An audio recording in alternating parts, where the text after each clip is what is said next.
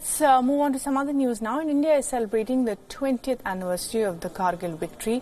It was on this day in 1999 that the Kargil conflict formally came to an end and Indian soldiers successfully recaptured mountain heights that had been seized by Pakistani intruders. Several ceremonies were organized on the eve of the victory day, and they will continue over the course of the day. The Indian Army Chief General Bipin Rawat and the Air Chief Marshal B.S. Dhanoa paid homage to the martyrs at the Kargil Memorial in Jammu and Kashmir's Dras. The former Army Chief General V.P. Malik also attended the ceremony. He was the Indian Army Chief during the 1999 conflict. Speaking on the occasion, General Rawat warned Pakistan not to attempt any misadventure against it. My warning to Pakistan is, do not ever attempt such a misadventure anytime in the future, anywhere, anytime. Do not think of it. Meanwhile, the Air Chief Marshal Dhanoa has said that the Air Force's capabilities have increased many-fold since the conflict. 20 years, Air Force has changed a lot. Biggest change that I think has taken place, and which was our ability for reconnaissance and surveillance. Right. We could not pick up the intrusion during before the Kargil operation. Now that has been a big change. And while Defence Minister Rajnath Singh, who paid his tributes at the National War Memorial earlier today, has dedicated the memory lane at Kargil Memorial to the nation. The President of India, Ramnath Kovind, also paid his tributes to Kargil bravehearts in Srinagar.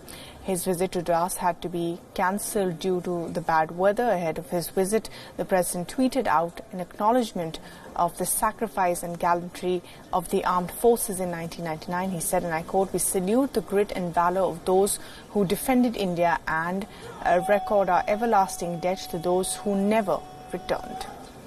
And while celebrating the occasion, Prime Minister Modi remembered his visit to Kargil. He said, during the Kargil War in 1999, I had the opportunity to go to Kargil and show solidarity with our brave soldiers.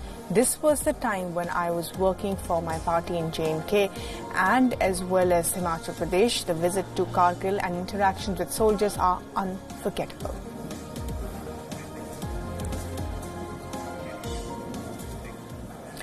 In other news now, and SpaceX is well on its way to become one of the most trusted aerospace manufacturers in the world, especially after its latest journey to the International Space Station. The company launched their record 18th commercial mission to supply the International Space Station. The launch, which was scheduled for Wednesday, had to be aborted due to bad weather and was rescheduled for Thursday. The mission will reach the space station on Saturday, where it will remain docked for 4 weeks before returning to Earth.